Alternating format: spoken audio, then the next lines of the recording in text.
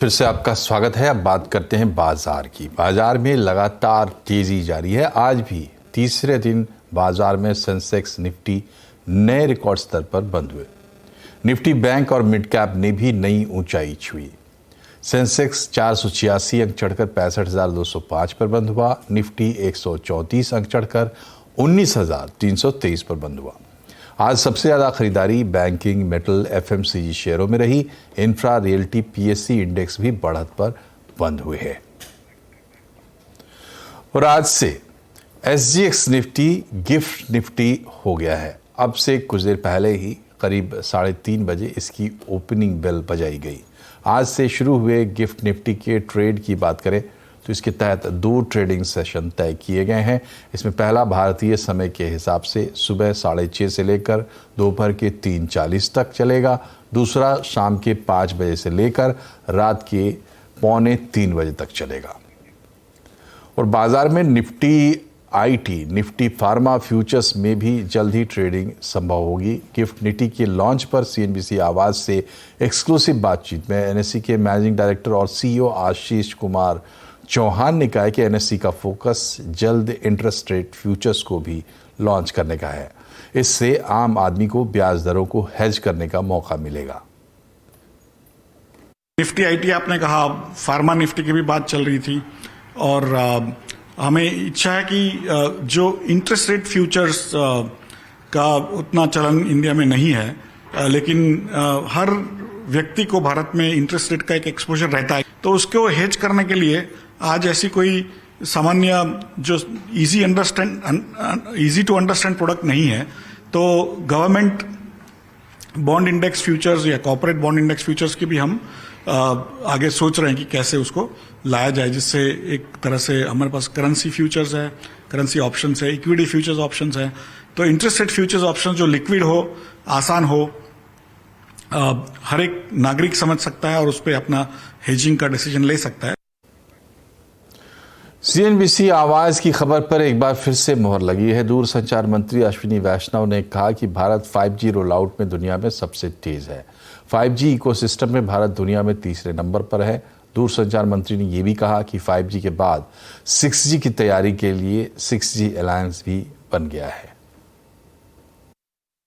Bharat 6G alliance के नाम से एक इंडस्ट्री और एकेडमिक इंस्टीट्यूशंस की और भारत सरकार के इनका तीनों का एक समवेत करके, तीनों को मिला के एक बहुत अच्छी प्रोफेशनल बॉडी क्रिएट की गई है, जिसका नाम भारत 6G अलायंस रखा गया है।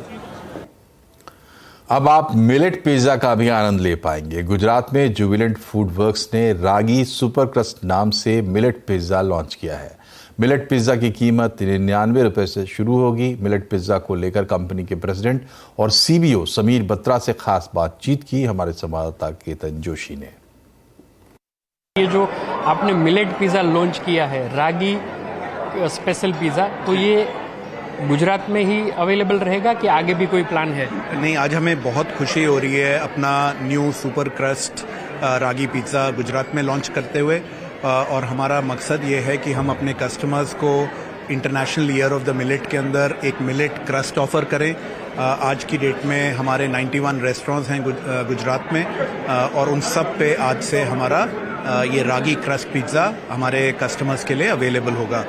और हम ये होप कर रहे हैं कि this is the first step, और ये बहुत अच्छा करेगा, हमारे कस्टमर्स इसको बहुत पसंद करेंगे, और उसके बाद हम इसको नेशनली लेके जाएंगे।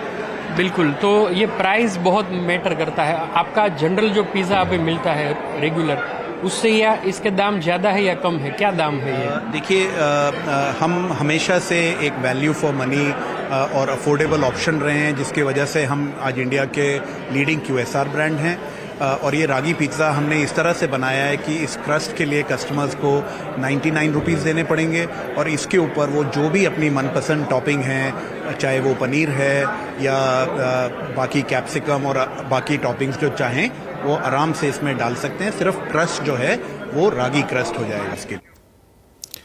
और इसी के साथ बुलेटिन में फिलहाल इतना ही। इन खबरों पर अपडेट रहिए, जुड़े रहिए सीएनबीसी आवाज से ट्विटर, फेसबुक और यूट्यूब के जरिए। नमस्कार।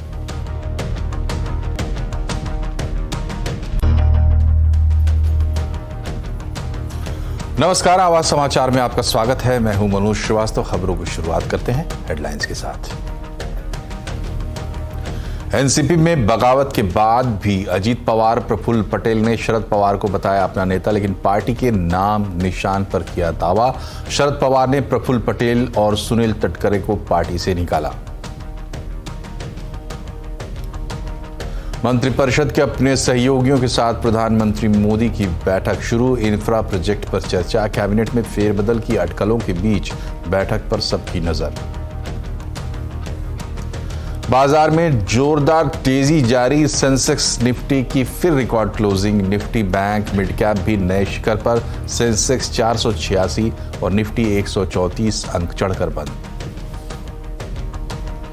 एसजीएक्स निफ्टी आज से हुआ गिफ्ट निफ्टी। एनएसई के MD and CEO Ashish Chauhan ने एक्सक्लूसिव बातचीत में कहा, भारत बनेगा दुनिया का top financial service center. Reliance Jio ने लॉन्च किया सबसे सस्ता 4G इंटरनेट वाला फोन जियो भारत। साथ आएंगे जियो सिनेमा, जियो सावन, जियो पे। कीमत सिर्फ 999 रुपए। 14 GB डेटा के साथ 123 रुपए का मंथली प्लान। अब लीजिए मिलेट पिज्जा का मजा। गुजरात में रागी सुपर क्रस्ट नाम से जुबिलेंट फूड वर्क्स ने लॉन्च किया मिलेट पिज्जा। कीमत 99 रुपए से शुरू।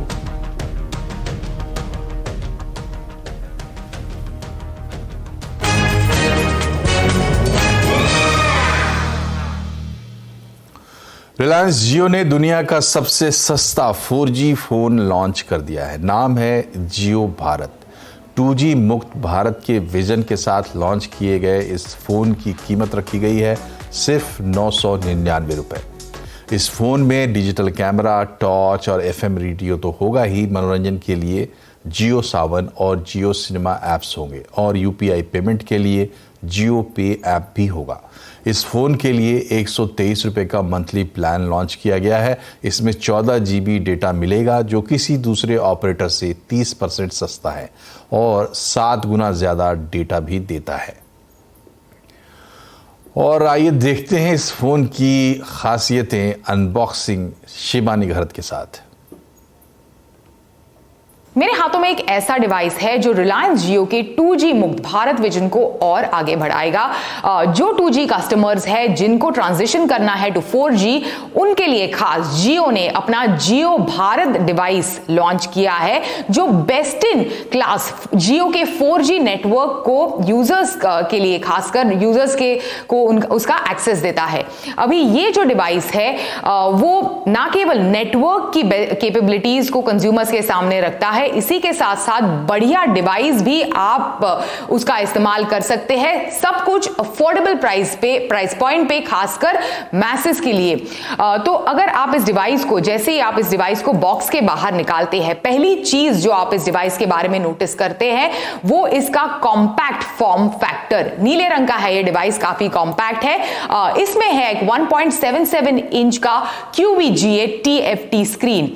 इस डिवाइस के साथ आपको 1000 mAh की रिमूवेबल बैटरी मिलती है जो आपको बॉक्स के अंदर, मतलब इस डिवाइस के साथ जो बॉक्स आता है उसी के अंदर मिल जाती है। अभी ये डिवाइस जो है वो जियो सिम लॉक्ड है, तो आपको डिवाइस शुरू करने से पहले इसमें एक सिम डालने की जरूरत है। अभी जैसे ही आप इस डिवाइस को स्टार्ट करते हैं और मेन्यू पर जाते हैं तो जियो भारत में आपको नजर आएंगे 3 जियो के एप्स जो इस डिवाइस के साथ प्री इंस्टॉल्ड आते हैं। सबसे पहले जियो सिनेमा जो आपको नॉन स्टॉप एंटरटेनमेंट का एक्सेस देता है, चाहे वो वेब सीरीज हो, blockbuster movies, HBO original, sports content, TV shows, इस तरह का ग्रेट कंटेंट आपको इस डिवाइस के साथ मिलता है और ये ऐप प्री इंस्टॉल्ड है। दूसरा ऐप जो प्री इंस्टॉल्ड है वो है जियो सावन, जो देश का टॉप फ्री म्यूजिक ऐप है। कई सारा वास्ट म्यूजिक कंटेंट और म्यूजिक लाइब्रेरी आपको इस ऐप के साथ मिलती है। और तीसरा जो ऐप है वो है UPI पे बेस्ड डिजिटल पेमेंट ऐप जियो पे। जैसे मैंने कहा तीनों ऐप्स प्री इंस्टॉल्ड आते हैं। नाउ मूविंग ऑन, बात करते हैं इस डिवाइस के कुछ अलग फीचर्स या फिर दूसरे फीचर्स के बारे में। एक ब्राइट टॉर्च और रेडियो जो खासकर दूर दराज के इलाकों में काफी काम की चीज है, दोनों इस डिवाइस के साथ आपको मिलते हैं।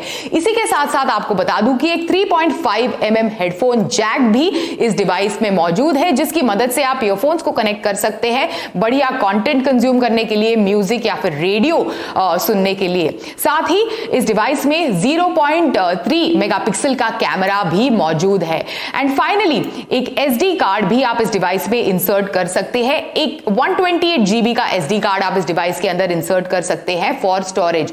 अभी given the recent increase in 2G tariff, जो कंपटीशन ने टैरिफ रेट्स बढ़ाए हैं और एक लिमिटेड अवेलेबिलिटी से हो गई है फीचर फोन्स की, जियो भारत ये जो डिवाइस है एक बिल्कुल सही समय पर आया है उन लोगों के लिए, खासकर जो 2G से 4G ट्रांजिशन या फिर एक पूरी जर्नी करना चाहते हैं उनके लिए खास एक बढ़िया डिवाइस इनफैक्ट रिलायंस जियो ने लॉन्च किया है, जियो भारत।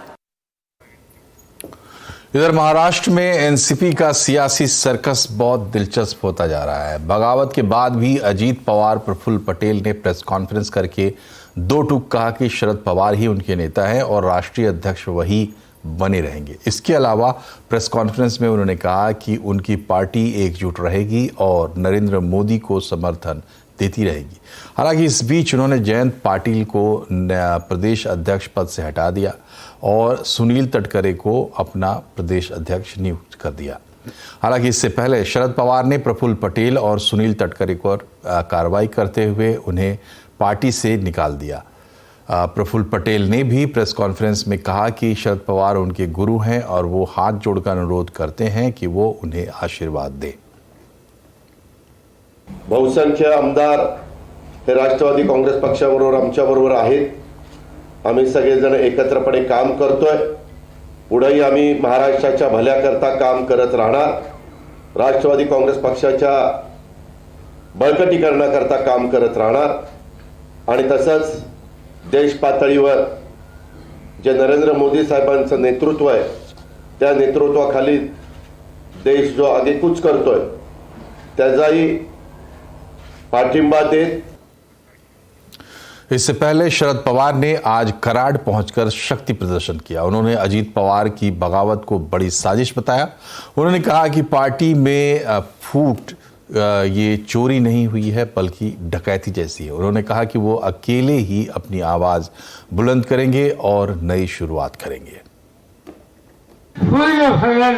बाजूला करू आणि पुन्हा एकदा महाराष्ट्र प्रगतीच्या आणि सामान्य माणसाच्या हितासाठी कष्ट करणाऱ्यांचे राज्य ही अवस्था आपण निर्माण करू। और अपडेट लेते हैं, संवाददाता विवेक गुप्ता हमसे जुड़ गए हैं। विवेक, बताइए पूरा क्या चल रहा है, गेम प्लान क्या है और आगे किस तरह की तस्वीर बनती हुई दिख रही है? अजीत पवार के साथ कितने लोग हैं? शिंदे सरकार पर क्या असर होगा, खास करके मुख्यमंत्री शिंदे की सेहत पर क्या असर होगा? देखिए मनोज जी, इसमें जो पूरी डिटेल जो अब तक सामने आई है उसमें अब जो बड़े सूत्र हैं उन्होंने साफ तौर पे कह दिया है कि एनसीपी की तरफ से 43 विधायक उनके साथ संपर्क में हैं, 6 विधान परिषद के नेता हैं, 43 विधायक हैं और 3 सांसद हैं। यानी कहा जाए तो एक तरीके से पूरी की पूरी जो एनसीपी है वो अब बीजेपी और शिंदे गुट के साथ शामिल हो चुकी है और कुछ ही दिनों में सबके नाम भी धीरे धीरे क्लियर हो जाएंगे। और जहाँ तक एकनाथ शिंदे के सीएम का बात है तो बार बार ये सवाल उठ रहा था कि अगर अजीत पवार की टीम आती है, एनसीपी टीम आती है तो क्या सीएम शिंदे का पद खतरे में है। तो इसको लेकर भी जो बीजेपी सूत्र उन्होंने साफ कर दिया है कि अजीत पवार को पहले ही बता दिया गया था कि अगर उनकी टीम आती है तो शिंदे ही यानी कि एकनाथ शिंदे ही महाराष्ट्र के चीफ मिनिस्टर बने रहेंगे। तो सब कुछ प्लानिंग के तहत हुआ, सारी तीनों पार्टियां उनसे बातचीत की गई, तालमेल रखा गया, उसके हिसाब से सब कुछ डिसाइड हुआ। अब अलग अलग मीटिंग हो रही है और इस मीटिंग में बताया जा रहा है कि महाराष्ट्र में बहुत ही जल्द मंत्रिमंडल का विस्तार होगा। इस मंत्रिमंडल विस्तार में तीनों पार्टियां डिवाइड करेंगी, अलग अलग जो मंत्री हैं एनसीपी, शिंदे गुट और बीजेपी, सबको अलग अलग पोर्टफोलियो दिया जाएगा ताकि कोई भी नाराज नहीं रहे। अब रही एनसीपी की बात। देखिए अब ये पूरी लड़ाई जो है मनोज वो पवार वर्सेस पवार हो चुकी है। अजीत पवार क्लेम करते हैं कि वो एनसीपी के जो पूरी पार्टी जो है वो एनसीपी है और जितने लोग हैं और पूरी तरह से जो अजीत पवार के संपर्क में है। देखिए पूरे महाराष्ट्र में 2019 में जब चुनाव हुआ था तो 54 सीटें एनसीपी ने जीती थी, इसमें से एक की डेथ हो गई, यानी कि 53 सीट में से 53 एमएलए से अजीत पवार क्लेम कर रहे हैं कि 43 एमएलए उनके साथ हैं, सारे सांसद वर्किंग कमेटी उनके साथ है। वहीं दूसरी तरफ जयंत पाटिल जो हैं और सुप्रिया सुले वो क्लेम कर रहे हैं कि 9 एमएलए के जो बागी हो चुके हैं उसके अलावा बाकी एमएलए अजीत पवार के साथ नहीं है। 5 तारीख को जो मीटिंग होने वाली है मनोज वो काफ़ी ज़्यादा इंटरेस्टिंग है, क्योंकि देखिए दोनों लोगों ने, शरद पवार ने अपनी मीटिंग बुलाई है जिसमें सारे एमएलए एमपी और कोर कमेटी मेंबर को बुलाया गया है। वहीं दूसरी तरफ अजीत पवार ने भी उसी दिन मीटिंग बुलाई है जिसमें सारे एमएलए एमपी और कोर कमेटी को बुलाया गया है। तो इस मीटिंग में साफ हो जाएगा कि कितने एमएलए शरद पवार के साथ हैं, कितने एमएलए अजीत पवार के साथ हैं। तो ये मीटिंग बहुत इंपॉर्टेंट रहेगी। मनोज बहुत बहुत शुक्रिया आपका विवेक तमाम अपडेट्स के लिए। और एनसीपी में फूट पर उद्धव गुट के नेता संजय राउत ने एनडीए पर निशाना साधा है। उन्होंने कहा कि महाराष्ट्र में जल्द ही मुख्यमंत्री बदलने जा रहा है। अजीत पवार का कैबिनेट में डिप्टी सीएम का पद देना है, उसका इंडक्शन करना है, यानी सबसे पहले ये एकनाथ शिंदे जो हमसे तोड़ दिया उसको चैलेंज है। आने वाले दिनों में मुख्यमंत्री बदल जाएगी। अजीत पवार मुख्यमंत्री होने जा रहा है, अगस्त तक अजीत पवार मुख्यमंत्री बन जाएगा। तो जो हमारे से 40 लोग वहाँ गए वो तो बीच में लटक गए। केंद्रीय मंत्री रामदास आठवले ने कहा है कि एनसीपी की तरह बिहार में जेडीयू और यूपी में समाजवादी पार्टी में भी फूट हो सकती है। शरद पवार जी को बहुत बड़ा मिल गया है धक्का और अजीत पवार का निर्णय था पक्का। और बिहार में भी इसी तरह का बंड हो सकता है। उत्तर प्रदेश में भी जो जयंत चौधरी जी है जो मतलब इंडी के साथ आ सकते हैं, वो पटना की मीटिंग में नहीं गए थे। आजकल वो अखिलेश यादव जी के साथ नाराज चल रहे हैं और वो भी मतलब हमारे साथ आ सकते हैं। और आगे ये भी हो सकता है कि अखिलेश यादव जी के जो समाजवादी पार्टी के एमएलए है उसमें भी फूट हो सकती है। और लोग देख रहे हैं कि भाई देश का विकास करना है तो मोदी जी के साथ जाना होगा। एनसीपी में बगावत के बाद बीजेपी सांसद सुशील मोदी ने भी नीतीश कुमार पर निशाना साधा है। उन्होंने कहा कि जेडीयू में भी भगदड़ का माहौल है, नीतीश कुमार की पार्टी किसी भी समय टूट सकती है। बिहार में भी बगावत की स्थिति बन रही है, क्योंकि नीतीश कुमार ने पिछले 17 साल में कभी भी विधायकों और सांसदों को कभी मिलने के लिए 1 मिनट भी समय नहीं दिया। और विशेष करके जब से नीतीश कुमार ने राहुल गांधी को एक प्रकार से अगली लड़ाई के लिए नेता स्वीकार कर लिया और तेजस्वी यादव को अपना उत्तराधिकारी बना दिया, तब से जनता दल में विद्रोह की स्थिति है। वो जो सांसद है विधायक है दूसरे दलों से संपर्क कर रहे हैं, तो इसीलिए हम लोगों ने कहा कि भगदड़ की स्थिति है। अजीत पवार के एनडीए में शामिल होने के बाद केंद्रीय मंत्री नारायण राणे ने उद्धव ठाकरे पर निशाना साधते हुए कहा है कि उन्हें अब उद्धव की चिंता है कि उनका क्या होगा। राणे ने कहा कि अब महाविकास अघाड़ी का भविष्य भी अधर में है। मुझे अभी चिंता है उद्धव ठाकरे की, उनका क्या होगा, क्या होगा इसकी मुझे चिंता है। महाराष्ट्र का सरकार मजबूत हुआ है, महाविकास आघाड़ी बनते बनते रोज टूटते जा रही है। अभी राष्ट्रवादी में क्या रहा, शिवसेना में क्या रहा, तो महाराष्ट्र में यह आघाड़ी महाआघाड़ी अभी आघाड़ी भी नहीं रहा, अभी कुछ बाकी है इन लोग का। तो मैं समझता आघाड़ी बिगाड़ी महाराष्ट्र में नहीं चलेंगी, देश में नहीं चलेंगी। देश में माननीय मोदी साहब फिर एक बार 400 सांसद चुन के लाके पीएम बनेंगे। वहीं इस पूरे मामले में आरजेडी अध्यक्ष लालू प्रसाद यादव ने कहा है कि इस पूरे मामले में शरद पवार के ऊपर कोई असर नहीं होगा, विपक्षी एकता भी मजबूत रहेगी। शरद पवार का कुछ उनके ऊपर असर पड़ने वाला नहीं है। कौन एमएलए कहाँ गया नहीं गया, शरद पवार एक हैसियत है, एक ताकत है। उस ताकत को हिलाने का नरेंद्र मोदी ने कोशिश किया, ये सब फेल हो जाएगा। महाराष्ट्र की राजनीति में क्यों आया भूचाल और एनसीपी में टूट के क्या मायने हैं, आज आवाज अड्डा में इसी पर करेंगे बड़ी चर्चा शाम 7:57 पर। अब से कुछ देर में प्रधानमंत्री के साथ मंत्रिपरिषद की बैठक खत्म होगी। सीएनबीसी आवाज को मिली एक्सक्लूसिव जानकारी के मुताबिक बैठक में इंफ्रास्ट्रक्चर से जुड़े मंत्रालयों ने प्रेजेंटेशन दिया है। हालांकि कैबिनेट में फेरबदल की अटकलों के बीच सबकी नजरें इस बैठक पर लगी हुई है। एक बार चलते हैं लक्ष्मण रॉय के पास। लक्ष्मण जी, बताइए क्या निकल कर आएगा बैठक से? देखिए, इस बैठक में जो आमतौर पर होता है काउंसिल ऑफ मिनिस्टर्स की बैठक में कुछ चुनिंदा मंत्रालयों की तरफ से उनके कामकाज का, उनके प्रदर्शन का एक प्रेजेंटेशन दिया जाता है। तो सूत्र बता रहे हैं कि इस बैठक में इंफ्रास्ट्रक्चर से जुड़े हुए जो मंत्रालय हैं, सड़क परिवहन मंत्रालय, रेल मंत्रालय, उनकी तरफ से प्रेजेंटेशन दिया गया और ये बताया गया कि अब तक क्या क्या किया गया है और आने वाले दिनों में कौन कौन से प्रोजेक्ट हैं जो पाइपलाइन में, कब तक उसे पूरा किया जाना है, कहाँ पे क्या दिक्कतें आ रही है, उसको हम कैसे दुरुस्त करने जा रहे हैं। और साथ ही साथ कोशिश इस बात की जा रही है कि सरकार की इन उपलब्धियों को आम लोगों तक कैसे पहुंचाया जाए, वो भी इस बैठक का एक महत्वपूर्ण एजेंडा था। लेकिन इस बैठक की अहमियत थोड़ी सी बढ़ गई थी क्योंकि ये बैठक ऐसे समय में हो रही है जब कैबिनेट में बड़े फेरबदल की एक चर्चा है, एक अटकलें यहाँ पे जोर पकड़ रही हैं। ये बड़े फेरबदल की अटकलें इस वजह से जोर पकड़ रही हैं क्योंकि एक तो संसद का मानसून सत्र शुरू होने जा रहा है 20 जुलाई से, उससे पहले कैबिनेट में फेरबदल का एक आखिरी मौका माना जा रहा है। दूसरा, कई राज्यों में विधानसभा चुनाव होने हैं जिसमें मध्य प्रदेश, छत्तीसगढ़ जैसे राज्य हैं, तो उससे पहले कैबिनेट में कुछ नए चेहरे शामिल किए जा सकते हैं इन राज्यों को देखते हुए। और तीसरी बात कि महाराष्ट्र में जो राजनीतिक उथल पुथल हुआ उसके बाद एक कैबिनेट में फेरबदल की संभावना जताई जा रही है। इस वजह से ये बैठक काफी महत्वपूर्ण बताई जा रही है। हालांकि इस बैठक में कैबिनेट के फेरबदल पर कोई चर्चा हुई है इसकी संभावना कम है। हालांकि कैबिनेट अभी ये बैठक मंत्रिपरिषद की चल रही है, उसके बाद पता चल पाए कि क्या कुछ फेरबदल पर चर्चा हुई है कि नहीं हुई है। अगर फेरबदल होता भी है तो मुझे लगता है 3-4 दिन का वक्त लगेगा क्योंकि 7 तारीख को राष्ट्रपति वापस इंडिया आ रही हैं, तो उसके बाद ही कोई फेरबदल के लिए औपचारिक ऐलान किया जा सकता है। अभी तक तो अटकलों का बाजार ही है।